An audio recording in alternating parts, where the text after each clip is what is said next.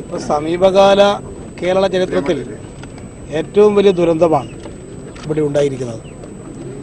ഇതൊരു ദേശീയ ദുരന്തമായി പ്രഖ്യാപിച്ചുകൊണ്ടുള്ള അടിയന്തര നടപടികളാണ് കേന്ദ്ര ഗവൺമെൻറ്റും സംസ്ഥാന ഗവൺമെൻറ്റും കൂടി സ്വീകരിക്കേണ്ടത്. ഈ ദുരന്തത്തിന് പൂർണ്ണമായ ഉത്തരവാദിത്വം ഗവൺമെൻറ് ഏറ്റെടുക്കണം. ഗവൺമെൻറ്റിൻ്റെ അനാസ്ഥയാണ് ഇത്തരമൊരു മഹാദുരന്തത്തിന് ഇടയാക്കിയിട്ടുള്ളത്. ഇവിടെ അധികൃതന്മാർ അനുവാദം കൊടുത്തിട്ടില്ല എന്നാണ് പറയുന്നത്. അനുവാദം കൊടുത്തിട്ടില്ലെങ്കിൽ ഈ നിയമവിരുദ്ധമായൊരു പ്രവർത്തനം കൺമുമ്പിൽ നടക്കുമ്പോൾ എന്തിനാണ് പോലീസ് നോക്കി നിന്നത്? ജില്ലാ ഭരണകൂടത്തിൻ്റെ അംഗീകാരമില്ലാത്ത ഒരു കമ്പക്കെട്ട് നടക്കുന്നുണ്ടെങ്കിൽ ആ സംഭവ സ്ഥലത്തുടനെ ഇടപെട്ട് അത് തടയാൻ ഇവിടെ ജില്ലാ ഭരണകൂടം ഉണ്ടായിരുന്നില്ലേ? പോലീസുകാരുടെ സാന്നിധ്യത്തിൽ അവരുടെ കാവൽ അത്ഭുതപ്പെടുത്തുകയാണ്. ജില്ലാ ഭരണകൂടം അനുമതി നിഷേധിച്ചൊരു കാര്യം എങ്ങനെ പോലീസിൻ്റെ അനുമതിയോടുകൂടി നടന്നു? ഇത് ഭരണരംഗത്തുള്ള അരാജകത്വമാണ് ഇതിനിടയാക്കിയിട്ടുള്ളത്. ഇത്തരം സുരക്ഷാ സംവിധാനങ്ങളുടെ കാര്യത്തിൽ ഗവൺമെൻറ് സ്വീകരിക്കുന്ന ഒരു അലംഭാവം, ഒന്നും കണ്ടില്ലെന്നടിക്കുന്ന സമീപനം, ഇതാണ് ഇതിനിടവരുത്തിയിട്ടുള്ളത്. നിഷേധിച്ചതിൻ്റെ മേലെ ആരാണ് പിന്നീട് അനുമതി കൊടുത്തത്? വേറെ ആരെങ്കിലും ഇടപെട്ട് ഇതിന് അനുവാദം കൊടുക്കാതെ ഇങ്ങനൊരു സംഭവം നടക്കില്ല. സർക്കാരിൻ്റെ ഒത്താശയോടുകൂടി നടന്നിട്ടുള്ളതാണ് ഇവിടെ. അതുകൊണ്ട് ഇത് സംബന്ധിച്ച് സമഗ്രമായിട്ടുള്ള അന്വേഷണം നടത്തണം. ഒരു ഉന്നതതല അന്വേഷണം അനിവാര്യമാണ്.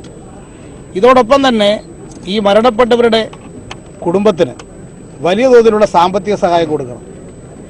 ഇതുവരെ കേരളത്തിൽ കൊടുത്ത, ഇന്ത്യയിലെ മറ്റ് സംസ്ഥാനങ്ങൾ കൊടുത്ത അതിനേക്കാൾ വലിയ തുക ഈ ഓരോ കുടുംബത്തിനും കൊടുക്കാൻ വേണ്ടി സന്നദ്ധമാകുന്നു. പോലീസ് ഉദ്യോഗസ്ഥന്മാരും മരണപ്പെട്ടൊരു സംഭവമാണ്. കുടുംബത്തെയും സംരക്ഷിക്കണം. വലിയ തോതിലുള്ള സാമ്പത്തിക സഹായം കൊടുത്തുകൊണ്ട് ആ കുടുംബത്തിൻ്റെ ഭദ്രത ഗവൺമെൻറ് ഉറപ്പുവരുത്തണം. ഇതോടൊപ്പം പരിക്കേറ്റിട്ടുള്ളവരുടെ കുടുംബാംഗങ്ങൾക്ക് പരിക്കേറ്റവരുടെ എല്ലാ ചികിത്സാ സൗകര്യവും ഗവൺമെൻറ് ഏറ്റെടുക്കണം. അവർക്ക് ആവശ്യമായിട്ടുള്ള സഹായധനം കുറേ കാലത്തെ അത് പുനർനിർമ്മിക്കുന്നതിന് ആവശ്യമായിട്ടുള്ള സംവിധാനം ഉണ്ടാക്കി കൊടുക്കണം. വീടിന് ഇപ്പോൾ പുനർനിർമ്മിക്കുക എന്ന് പറയുന്നത് സാധ്യമല്ല. കാരണം അതാകെ തന്നെ നശിച്ചുപോയിട്ടുണ്ടാവും. റിപ്പയർ കൊണ്ടൊന്നും സാധ്യമാവുകയില്ല. അതുകൊണ്ടൊരു പുതിയ അവിടെ നിർമ്മിച്ചു കൊടുക്കാനുള്ള ഉത്തരവാദിത്തം സർക്കാർ ഏറ്റെടുക്കണം. ഇങ്ങനെയുള്ള അടിയന്തര നടപടി സ്വീകരിച്ചുകൊണ്ടുള്ള ആശ്വാസ പ്രവർത്തനങ്ങളിൽ കേന്ദ്ര ഗവൺമെൻറ്റും സംസ്ഥാന ഗവൺമെൻറ്റും മുന്നിട്ടിറങ്ങി പ്രവർത്തിക്കണം. ഇന്നേ ദിവസം എല്ലാ പരിപാടികളും ഇടതുപക്ഷവരുടെ പരിപാടി മാറ്റിവെക്കുകയാണ്. ദുരിതാശ്വാസ പ്രവർത്തനത്തിന് വേണ്ടി കേരളത്തിൽ ഉടനീളമുള്ള ഇന്നത്തെ പരിപാടി മാറ്റിവെച്ച് ദുഃഖാചരണം ഞങ്ങൾ പ്രഖ്യാപിച്ചു കഴിഞ്ഞിരിക്കുകയാണ്. ഒരു പരിപാടിയും പരസ്യ പരിപാടികളൊന്നും ഇന്ന് കേരളത്തിൽ നടത്തുന്നതല്ല. കൊല്ലം ജില്ലയിൽ ഇന്നും നാളെയും ദുഃഖാചരണം പ്രഖ്യാപിച്ചിട്ടുണ്ട്. ഈ ദുരിതാശ്വാസ പ്രവർത്തനത്തിൽ എല്ലാ പ്രവർത്തകന്മാരും ഏർപ്പെടണം.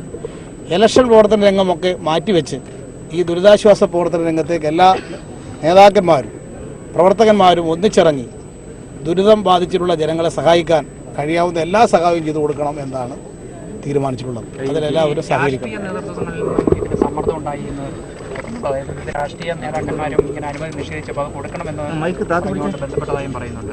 ചിലർക്ക് ആശംസ അർപ്പിച്ചതായി തുടങ്ങുന്നതിന് മുൻപ് പീതാംബരക്കുറിപ്പിന് ആശംസ അർപ്പിച്ചുകൊണ്ടാണ് ജില്ലാ കളക്ടർ അനുമതി നിഷേധിച്ച കാര്യം ആരാണ് മൗനാനുവാദം കൊടുത്തത്? അതിലേതാൾ ഇടപെട്ടിട്ടാണ് മൗനാനുവാദം കൊടുത്തത്?